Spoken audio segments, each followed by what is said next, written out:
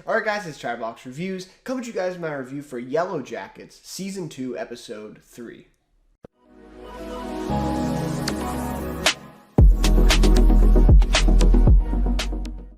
Alright, so I thought this episode was actually rather uneventful, especially compared to last episode, right?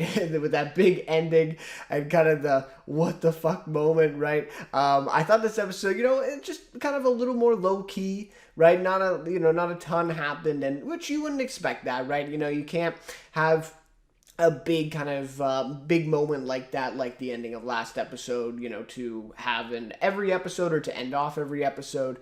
So that's just what it is. But anyways, love to hear your guys' thoughts on this episode. What did did you like it? Do you agree or disagree with me? All that kind of stuff. And of course, predictions. Love to hear predictions, which I'll get to towards the end of this one. So yeah, for sure. Let me know your thoughts in the comments. And if you enjoyed this review, please leave a like and consider subscribing to the channel as well. Would really appreciate that. So yeah, I'll just do the same thing that I've done for the other reviews. I'll start off with a bit of a recap, a bit of, a few of my notes on stuff that I noticed in the episode I wanted to talk about. And then I guess my rating of the episode, do a bit of a discussion on a specific character kind of spotlight. And then, like I said, we'll end off with my predictions for next episode and some kind of general trends that I see happening in the rest of the season here. And we're only 3 episodes in, and I feel like, especially with last episode, a lot of stuff has already happened. So it's going to be a kind of a crazy ride, I think, for the rest of the season. But anyways, with all that being said, then let's get into my notes here. So first off is the teenagers. I like to split up between the teenagers and adults. So that's where we'll start. So I want to start on Coach Ben, right? Because to me, this was the best part of this episode, actually, was the stuff with him. And I am just shocked that he did not die in this episode. I thought from the very beginning of the episode where we got, I believe it literally the first frame, it starts on kind of his, the vision, I think, of Jackie's remains that he has, or her, like, hand, coming down, which is just horrifying, right? And then we see these kind of flashbacks interlaced.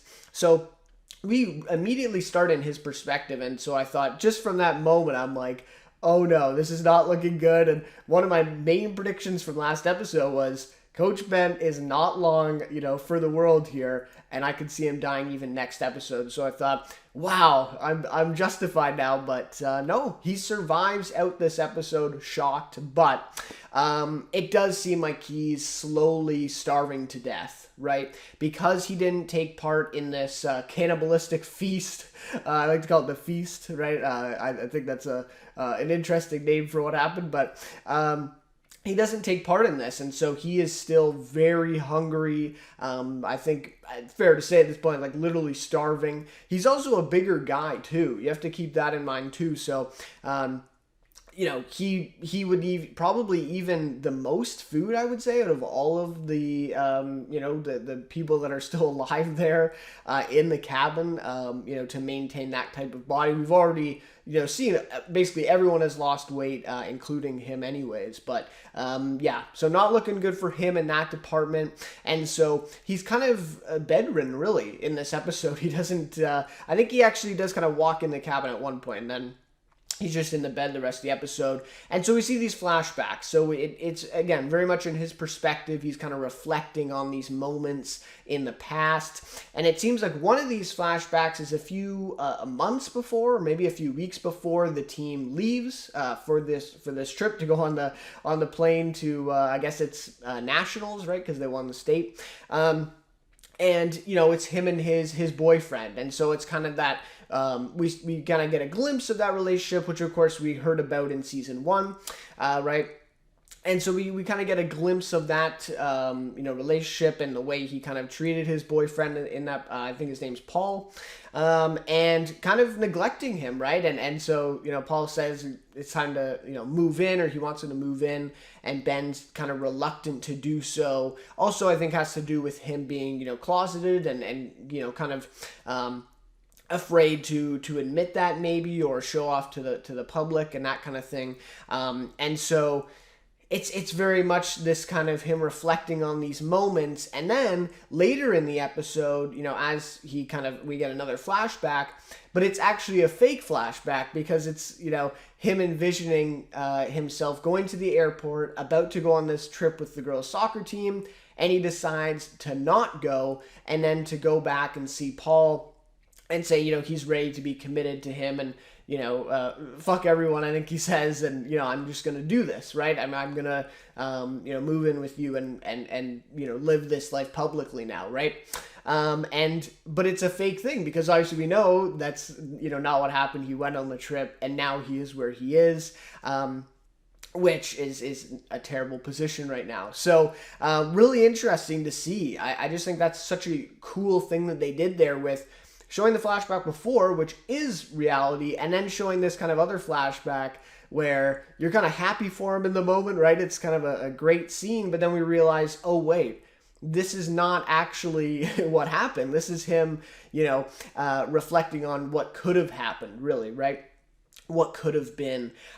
So he goes on this trip, he decides to do it, and subsequently he distances himself from Paul and his boyfriend, and now he ends up where he is. So, again, shocked that he did not die this episode. I think, honestly, he maybe should have, unless they are going to keep him alive long term, and this is maybe just kind of a fake out.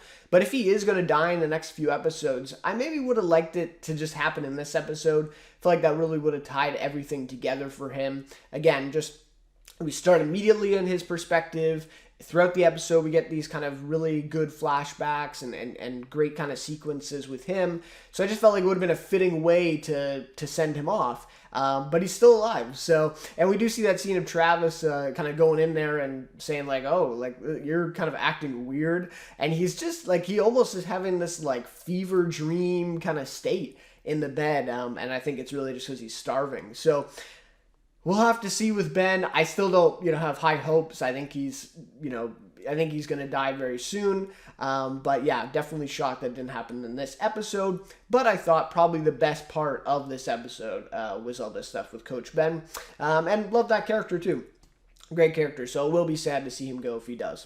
And then we get some of the aftermath here to the feast, as I'm calling it, right? The kind of big event of, to end last episode. And to be honest, I thought we'd actually get a little more of this aftermath. We get the one scene, I think, with Shauna, and she's kind of reflecting on that with Lottie, saying, she's afraid that things are getting out of control. It's like, yeah, right? And so, Lottie says that Jackie would have wanted that, and Shauna says, I wanted it too. Like, I actually did want to, eat her, right? And, eat Jackie. Then, like, that's just what it is. They don't say it in the scene, but that is what they're saying.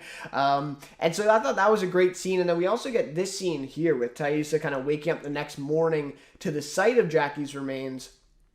And for some reason, she doesn't remember the feast. She doesn't remember actually taking part and eating Jackie's corpse or cooked corpse, right? Which is kind of weird, right? Because it doesn't seems like all these episodes, are happening when she is sleeping, right? When she goes to sleep. And so I guess maybe you could say, in that moment she was sleeping, right? They all kind of wake up. Maybe she woke up and she was still in this kind of state that she gets in, having, one of these episodes again, but it didn't seem like that. So very strange, the way this scene plays out. And I'll talk more about Taissa as well. I think she was a big focal point in this episode in particular.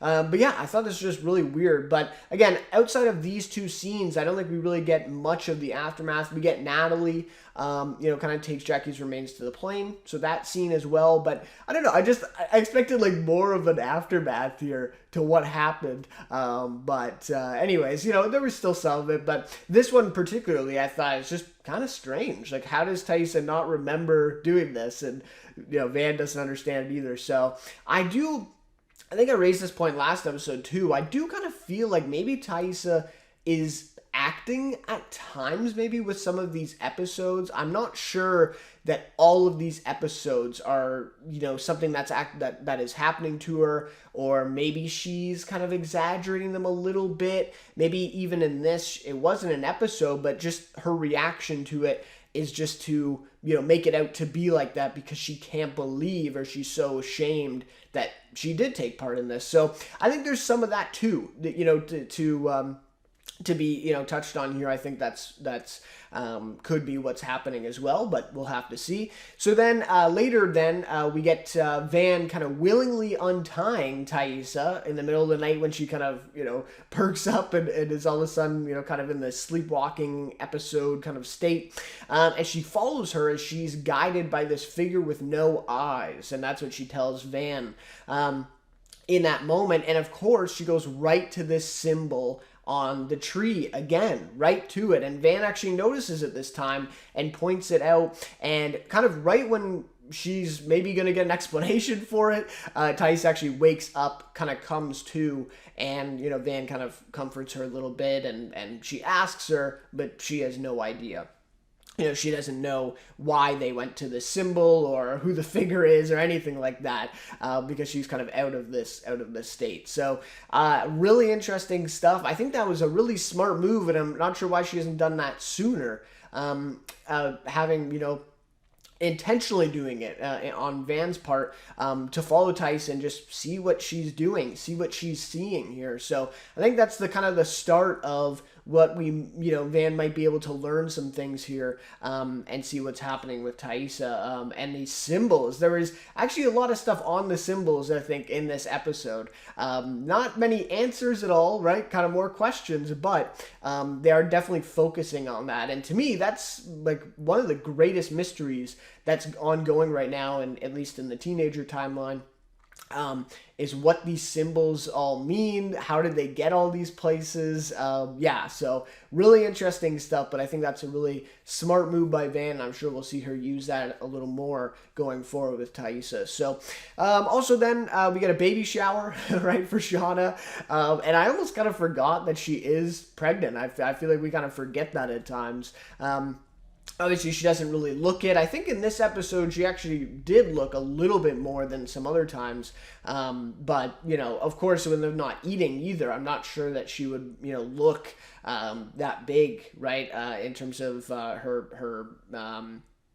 her belly and being that kind of regular size of pregnancy. So anyway, so we have this baby shower for her, and we see Misty performs this scene from a play. I didn't quite catch the name of it or what it was, but I thought she killed it, right? She's going like so hard and trying so hard at this scene from this play, and it's like, kind of wrong place, wrong time, right? But it's so Misty, so thought that was interesting.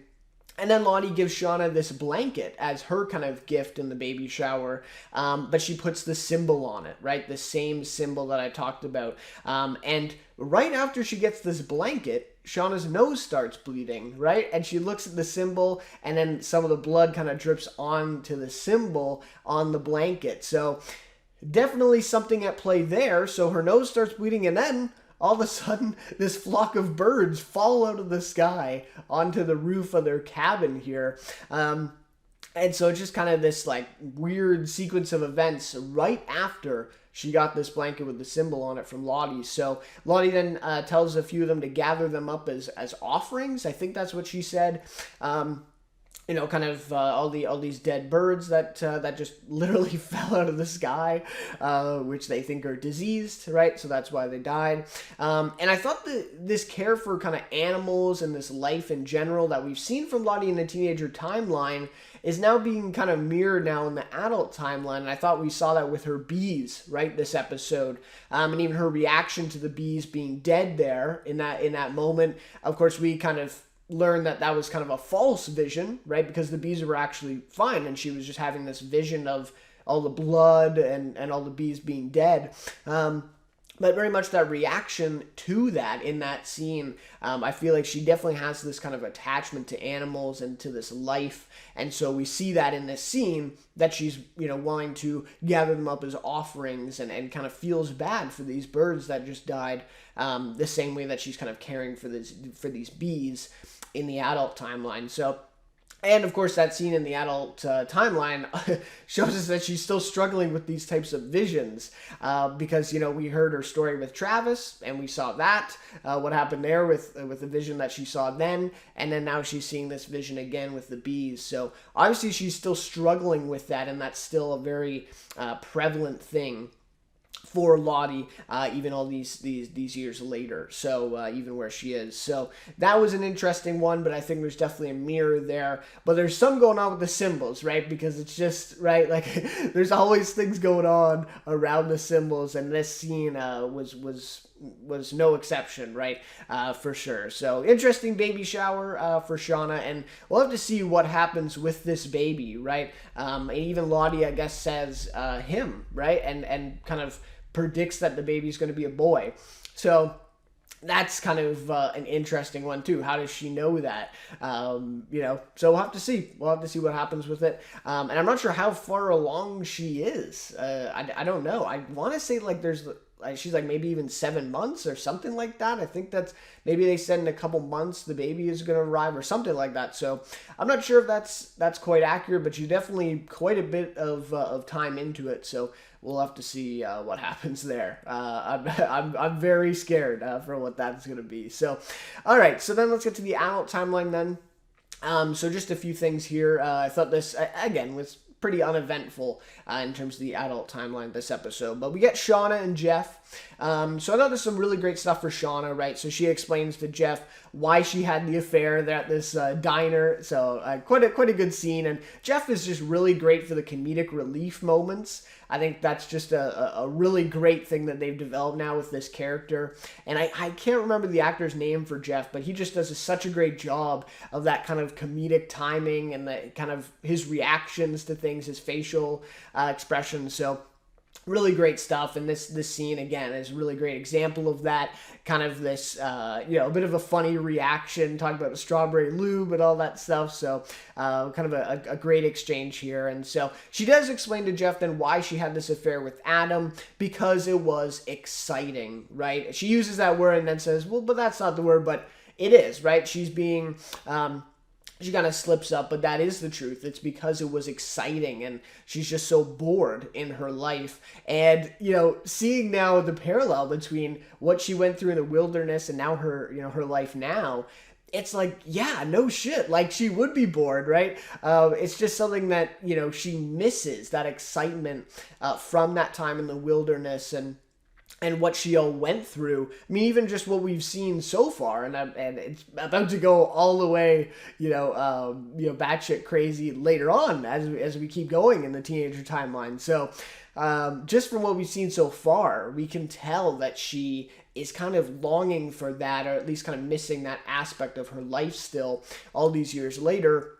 And that kind of excitement, right? And then we see, so later on in the episode, their minivan gets stolen, and Shauna wants to like point the gun at the guy and stop him from doing it, but Jeff kind of stops him and says, "You're gonna get us killed over our minivan," right? So he kind of has the rational response to it, but she's ready to kill the guy, really, right? So then later on in the episode, of course, Shauna goes to retrieve the minivan and gets it back successfully. I thought this was just a fantastic scene, right? This is an example of that excitement that she is just so desperately needing and wanting, and here it is. She got it, right? In this scene, holding the gun to this guy and explaining about eating the human flesh and just the way she reacts. And I just thought it was great. A great line in saying, I'm not shaking because I'm nervous here. I'm shaking because I'm like excited at the adrenaline and just like this moment right now. She just loves it, and we can tell that, right? We just know that's like how Shauna is, and this is how she, the effects of what has happened to her. So really great scene, I thought, and just great stuff for Shauna. It's just this drive for this excitement, this need that is not being filled by her life with Jeff. And so these little moments where she can get it, she's gonna do it, right? And so she gets this minivan back, and so really great stuff for Shauna. Though I will say, on kind of a bigger picture thing, not much here, right? There's just not much with Adam happening this episode. So again, it was great for Shauna, kind of character development, but for the overall plot, not much here, right? That's making a big impact. So then we get Misty and Elijah Wood. I know he probably is a character name, but I'm just going to keep calling him Elijah Wood. I love it. So he interrogates the man from the motel on this boat. I thought this was a great kind of sequence here, and already a great duo between Misty and him. Having Elijah Wood and Christina Ricci together, just fantastic. So only information he gives them is that this group of people dressed in purple were around the motel, and they might have purchased this Fanta from the vending machine. So Elijah Wood kind of figures out that he might be able to track down the credit card information from the vending machine, that was used to buy the Fanta. And then I think we see at the end of the episode that he does do it. He texts Misty then, I think it's like New York, that they have to go to New York to get this credit card, or to kind of track down where this credit card information was from. Where who owns it and that kind of thing, whose name it's in. So interesting stuff with them. I thought it was great, having Elijah Wood slap the guy, and really great sequence here. I will say though, I'm a little surprised that they're taking this long. It really feels like they're going to stretch out this Misty subplot per pretty much the entire season, or at least the first half here, which is a little disappointing to me, because I think just realistically, I think she could have figured out where Natalie was a little sooner. But I'm good with it, because the Misty and Elijah Wood duo is great, and I want to see more of that. I just think that maybe this is kind of overstretching this subplot a little longer than what it maybe needed to be at the end of the day. But anyways, we'll have to see where that goes, and how long it takes them to track down where Natalie is with Lottie there. Okay, so then lastly, Thais's wife is in the hospital intubated, so not looking good for her, but I'm thinking she'll probably survive. It doesn't seem like they're going to kill her off at this point, but she is, she definitely got the worst part of the accident for sure when they, got in that accident at the end of the last episode. I thought this was also a really great scene with Thaisa and her reflection in the mirror in this scene, really showing kind of what she's going through and this kind of detachment from herself. This was just a really great visual way to depict that. And yeah, I really liked that scene, and I really liked kind of what it meant for Thaisa, and like I said, where she kind of is right now. And it's not good, right? Not in a good place. She looks so tired as well in these kind of scenes in the hospital. So it's not good, but I really did like that scene. I felt like it was just a really great way of showing her condition. And also really interesting that the kind of reflection in the mirror does this kind of thing on her face as well, kind of showing her maybe the symbol again. Something like that. So again, a lot of parallels here between the teenager timeline with Thaisa, tracking down the symbol, following the figure, and kind of being in a different state. And then in this scene, it really is that kind of state, or that side of her is in the mirror, in the reflection, and she's, here on by herself, looking at the reflection, in her, in reality, pretty much, right? In her the realistic state of Thaisa. So really interesting stuff there. I really like that. And then, so whatever happens in reflection, whatever she does see, kind of prompts her then, where she goes, talks to her assistant. And this is exactly what I was talking about last episode, which, like, what effects does this have on her, like, public perception being in this car accident? That is definitely covered here. The assistant addresses that. And then she asks for her assistant's keys and calls Jessica Roberts, who is the investigator, of course, that Misty poisoned at the end of season 1. And, of course, I think Jessica or sorry, Taissa hired Jessica to be her kind of investigator, right? She was this, fake journalist, right? But turns out that she was just Taissa's investigator to investigate the other girls, I think, so that they wouldn't talk about anything around her campaign or bring any negative kind of attention to her. So interesting, right? Interesting that we're bringing Jessica back into the fold here. I wasn't sure that we would see her again, but it looks like we will. So it feels like Taissa, has something up her sleeve here to kind of get Jessica back in, and we'll see what they're up to. So yeah, that's kind of where we leave Taissa, and those are pretty much all my thoughts on this one. All right, so in terms of a rating for this one, I'm going to give it a 3 out of 5, the lowest out of the first 3 episodes here so far.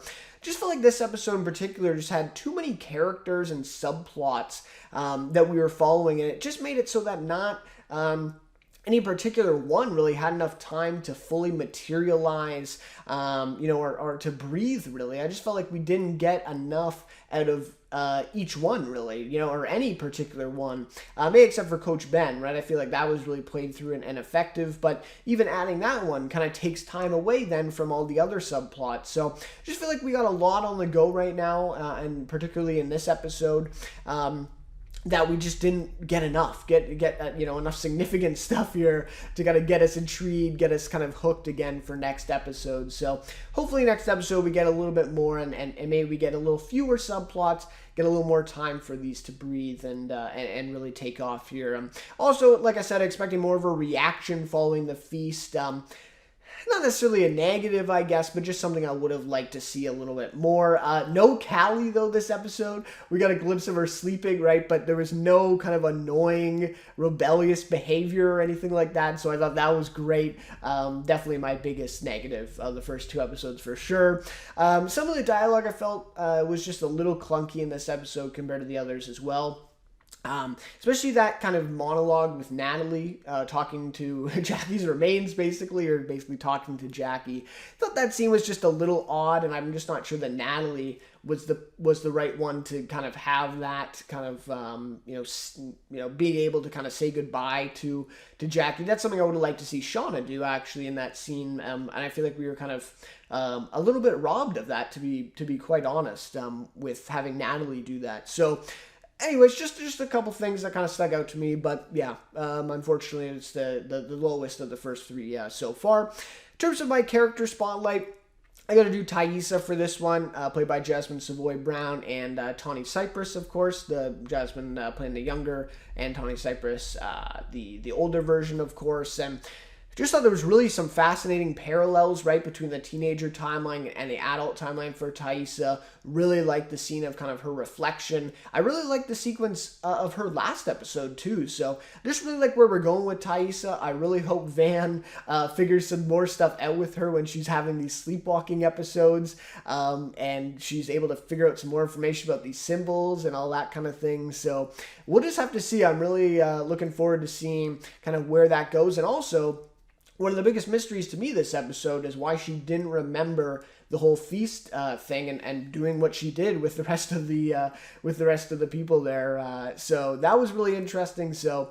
really a fascinating character and really definitely probably the most intriguing one to watch in the next coming episodes, for me at least. So in terms of my predictions then to end things off, like I said, I think Coach Ben has got to die soon, right? I mean, if it's not this episode, I do think it might be the next or maybe the next one after that, but I do think it's going to be very soon. I think he's going to basically starve to death because he doesn't take part in this. He refuses to, and I think that is going to end up being his downfall. But we'll have to see. Natalie also has looked like getting closer to Lottie in the adult timeline. She's kind of started to be a little more comfortable, which is not good. And I'm sure that we'll kind of see her go down that road with Lottie a little bit. I'm a little worried about that. Tyson, Jessica, obviously, kind of pairing back up here. We'll see what they're up to, what Taissa's plans are, for getting her back in to the fold here. And I'm also wondering when we'll see adult Van, because we know she was cast. I noticed for the first time as well, she's in the opening credits as well, adult Van. We get a little bit of a glimpse of her. So I'm wondering when we'll see her. I wonder if it'll in the next couple episodes here. really looking forward to that, see another adult version of these characters from the teenager timeline. So that'll be really interesting. But yeah, so I'm wondering if that maybe is coming soon, and I don't know how she's going to kind of connect into all this stuff, but we'll have to see. So anyways, those are just about all my thoughts for this episode of Yellowjackets here. So like I said off the top, love to hear your guys' thoughts on this one. If you agree, disagree, whatever you thought of the episode, predictions, of course. Love to hear that as well. But anyways, guys, thank you guys so much for watching this one, and we'll see you then in my next review. Keep it simple, nothing tired, nothing